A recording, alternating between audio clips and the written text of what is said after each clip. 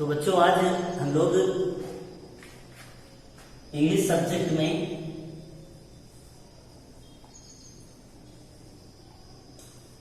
इसके एक और अगले अध्याय की ओर बढ़ते हैं, अगले टॉपिक की ओर बढ़ते हैं। आज हम लोग बात करने वाले हैं प्रोनाउन। दरअसल आप जब तक पार्ट्स ऑफ स्पीच का ये एक पार्ट है, पार्ट्स ऑफ स्पीच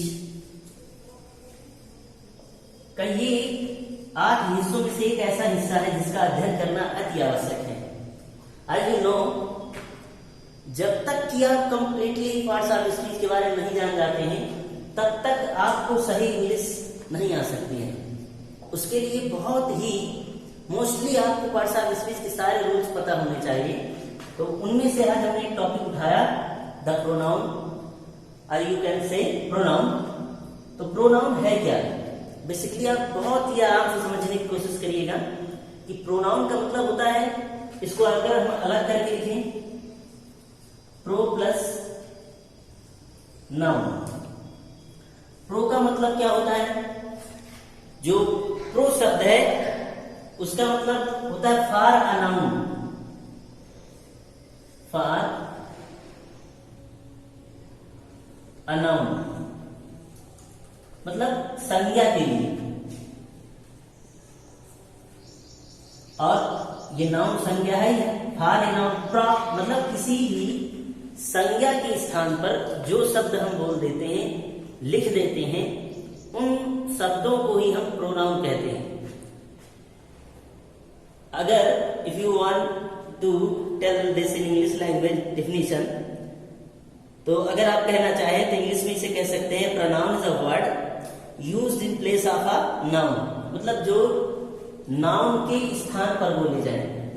अब समझने की बात यह है कि जो प्रोनाउन है उनकी आवश्यकता क्या है, उनको किस तरह से हम ग्रामर में पढ़ने वाले हैं। तो जैसे हमने किसी भी एक वाक्य में एक नाम को बार बार, हमने कहा राम पढ़ता है और राम स्कूल भी जाता है, और राम एक नाम को बार बार लेने से मतलब सरल भाषा बनाने के लिए उसके नाम की जगह कोई शब्द बोल देने की दृष्टि से हम लोग उसमें प्रयोग करेंगे, तो उसे ही कह लेंगे प्रोनाउन। जैसे हमने कहा, एग्जाम्पल के लिए हम एक समझते हैं, जैसे हमने कहा राम एक लड़का है, ऐसे हमने कहा राम एक लड़का है। फिर इसको अगर हम केवल लिखेंगे तो राम इज अ बॉय, लेकिन फिर हम इसी लड़के के बारे में बताना चाहते हैं, राम एक गायक है, राम एक गायक है। तो हमने इसको कहा फिर राम इज अ सिंगर। अब इस तरह से आप ये समझ लें कि एक ही नाम को बार बार बताने के लिए, मतलब एक ही नाम को बार बार बताने के लिए ना हमें उस नाम को लेना पड़े, उसकी जगह पर कोई शब्द हम यूज कर दें, तो वो कहलाएगा आपका प्रोनाउन। इससे आप ये भी समझ सकते हैं कि अगर जैसे हिंदी में और थोड़ी सी सरल भाषा में हम लोग चले तो कहेंगे कि आइए देखते हैं इसमें कैसे देखते हैं, इसको हम लोग कैसे सीखते हैं, इसमें समझते हैं आगे। हमने जैसे कहा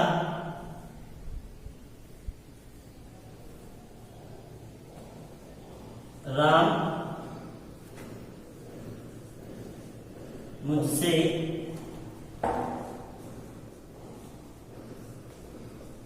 बताता है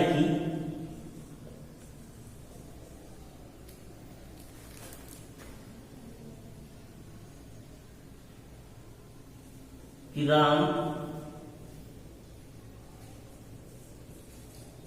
एक किताब पढ़ रहा था। अब यहां पर देखें, ये राम और ये राम के लिए हमने राम लिखा गया है यहाँ पर इस शब्द वाक्य में। तो यहाँ पर राम ना होकर हम ही का प्रयोग करेंगे। हालांकि ये रूल्स आप डायरेक्ट फिर से पढ़ने वाले हैं, लेकिन यहाँ पर सिर्फ मैं इतना बताना चाहता हूँ कि एक नाम को बार बार न बताकर उसकी जगह पर जो शब्द यूज किए जाते हैं उन्हें प्रोनाउन कहते हैं। जैसे ही अगर इसको हम लिखेंगे तो Ram told me that, Ram told me that he was reading a book, he was reading a book। तो ये जो ही है ये प्रोनाउन को रिप्रेजेंट कर रहा है, अर्थात एक नाम राम के लिए राम न लिखकर ही लिखना सबसे उपयुक्त है, और जो राम नाम की जगह पर बोला जाने वाला शब्द है वो प्रोनाउन है। तो इस तरह से हम लोग अब एक एक फिर से अब इसके बारे में जानते हैं कि जो हमारे ये प्रोनाउंस हैं, प्रोनाउन वो कितने हैं। टोटल ये 8 प्रकार के हैं, इनके बारे में हम जानेंगे। ये टोटल 9 प्रकार से ये पूरे इनके बारे में एक एक करके हम लोग समझने वाले हैं। पूरे 9 टाइप्स हैं। इन सभी प्रोनाउंस जितने भी यूज किए जा सकते हैं, जितने नाउन्स हैं उनके बारे में बताया जा सकता है, उनके स्थान पर प्रयुक्त किए जा सकते हैं, उनमें हम एक एक करके देखने वाले हैं और उसके बारे में जानने वाले हैं कि क्या है ये प्रोनाउन के बारे में हम कैसे समझते हैं। तो जो पहला प्रोनाउन है उसको आप समझें पर्सनल प्रोनाउन। पहला जो नंबर है पर्सनल प्रोनाउन, ये पर्सनल प्रोनाउन, इसके बारे में हम लोग जानने वाले हैं। इसको अगर हम हिंदी में कहें तो इसको कहेंगे पुरुषवाचक, पुरुषवाचक सर्वनाम, पुरुषवाचक सर्वनाम कहेंगे। अब ये कौन से सर्वनाम होते हैं, ये कौन से प्रोनाउन होते हैं, आप ऐसे समझिएगा कि जो प्रोनाउंस किसी व्यक्ति या वस्तु के बदले में आए तो वह पर्सनल प्रोनाउन कहलाते हैं। किसी वस्तु या व्यक्ति, 2 शब्द आपको याद रखना है कि पर्सनल प्रोनाउन कौन से होंगे। तो आपको वस्तु एक पहला शब्द, दूसरा जो है वो है व्यक्ति। इस मतलब इनकी दोनों के स्थान पर अगर कोई प्रोनाउन आता है तो वो प्रोनाउन जो है वो कैसा प्रोनाउन होगा, वो पर्सनल प्रोनाउन होगा। ठीक है, पर्सनल प्रोनाउन कहलाता है। अब किंतु पहला आपका वस्तु और दूसरा आपकी कोई व्यक्ति हो। व्यक्ति सपोज आप ऐसे मान के चले, जैसे हमने कहा राम जाता है, तो राम की जगह पर हमने कौन सा एक शब्द यूज करने की कोशिश किया, हमने कहा वह जाता है। भाई राम जाता है, ऐसे हमने कहा राम गोज। इस राम की जगह पर हम क्या लिख सकते हैं, ही गोज। हमने उसकी जगह पर यथासंभव, जितना संभव था हम यही बोल सकते हैं कि वह जाता। राम को से हम तो कह नहीं सकते, नाम तो बदल नहीं सकते, इसलिए हम यही बोल सकते। पहले कहा राम जाता, उसके नाम से पुकारा, फिर हमने क्या किया कि वह जा रहा है, मतलब उसकी एक नाम की जगह पर प्रयुक्त करने वाला एक ही मात्र शब्द था, वो ही था, हमने यूज कर लिया। इसी तरह कोई वस्तु हो, अगर कोई वस्तु है, अब वस्तु की जगह पर भी कोई शब्द बोले जा सके, जैसे हमने कहा कोई वस्तु को लेकर कि इट इज अ बुक। एक हमने इंग्लिश में ये शब्द वाक्य ले दिया, it is a book, it is a book. अब इसमें इट जो है ये किसी नाउन के स्थान पर, जैसे हमने कहा, अब इसके स्थान पर हम बोल के दिखाते हैं, बता के आपको दिखाते हैं। जैसे इट की जगह हमने लिख दिया Ramayana, Ramayana is a book, Ramayana एक किताब है। ऐसे हमने कहा तो ये रामायण जो थी बच्चों, ये था नाउन, ये क्या था, नाउन था। नाउन की जगह पर हमने प्रोनाउन जो बोला वो बोला इट, तो इट क्या हो गया, प्रोनाउन हो गया। इसी तरह हमने राम गोज राम जाता है, राम की जगह पर हमने जो लिखा वो ही लिखा, तो हो गया ही प्रोनाउन, और ये नाउन ये प्रोनाउन हो गया। मतलब आप अब कह सकते हैं पेन से, मोस्टली आप ऐसे समझें कि किसी वस्तु, अब कोई पूछे कि पर्सनल प्रोनाउन क्या होता है या पुरुषवाचक प्रोनाउन किसे कहते हैं या सर्वनाम किसे कहते हैं, हिंदी में आप बोलना चाहें तो दो चीजें याद रखनी आपको, वस्तु और व्यक्ति। संसार की किसी वस्तु और व्यक्ति की जो व्यक्ति का नाम होगा या किसी वस्तु का नाम होगा, उन दोनों की जगह पर जो शब्द प्रयुक्त किए जा सके, यूज्ड किए जा सके, आप उन्हीं शब्दों को प्रोनाउन कहेंगे। जैसे राम की जगह पर हमने ही का प्रयोग किया, रामायण की जगह पर इट का प्रयोग किया, तो ये दोनों प्रोनाउन तो हो गए उनके, लेकिन कौन से प्रोनाउन है, तो पर्सनल प्रोनाउन हो गया। मैं कुछ समझ सकता हूं कि आप सभी लोग अच्छे समझ रहे होंगे कि पहली चीज डेफिनेशन नहीं रखनी है आपको, पहले आप ये समझ लें प्रोनाउन क्या होता है। प्रोनाउन 9 प्रकार के होते हैं और ये किसी भी संज्ञा अर्थात नाउन के स्थान पर बोले जाते हैं। देखिए इंग्लिश जो है उसको आप अच्छे से अगर सीखना चाहते हैं तो हिंदी भी अच्छी आनी चाहिए और साथ में इंग्लिश भी, दोनों का बड़ा ही सिलेबस मिलता जुलता है। 95% आप ये समझ के चलिए पूरा यथावत मिल रहा है, आप वैसे ही समझे, वो भी एक लैंग्वेज है ये भी एक लैंग्वेज है। इसी तरह आप ये अच्छी तरह समझ चुके हैं कि पर्सनल प्रोनाउन किसे कहते हैं। अच्छा अब इसमें देखते हैं कि पर्सनल प्रोनाउन जो है उसके बारे में और अच्छे से जानते हैं। अब इसमें देखते क्या है कि पर्सनल प्रोनाउन जो है, पर्सनल प्रोनाउन इसमें कितने पर्सन होते हैं, इसमें 3 पर्सन, 3 पर्सन। कौन कौन से, एक फर्स्ट पर्सन, फर्स्ट पर्सन, और दूसरा सेकेंड पर्सन, और तीसरा आपका होता है थर्ड पर्सन, थर्ड पर्सन।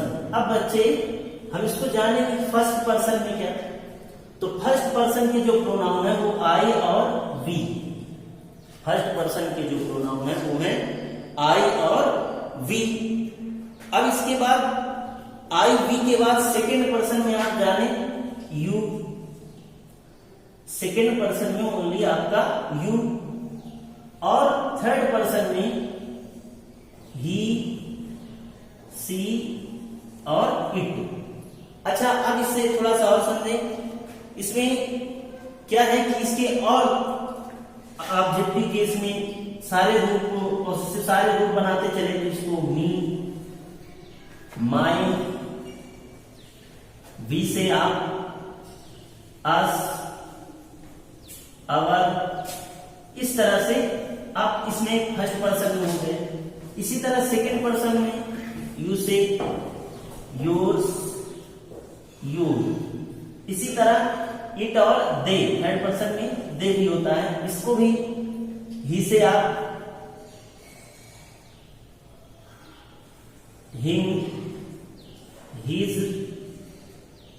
इसी तरह सी से हर, हर, और दे से देम, इट, इट्स।